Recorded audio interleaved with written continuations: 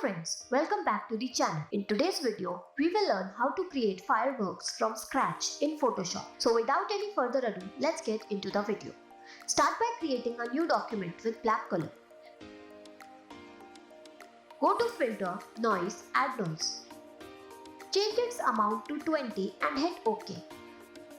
Now go to Image, Adjustments and Threshold. Here, change the value to around 150 and hit OK. Again go to Filter, Stylize and choose Wind.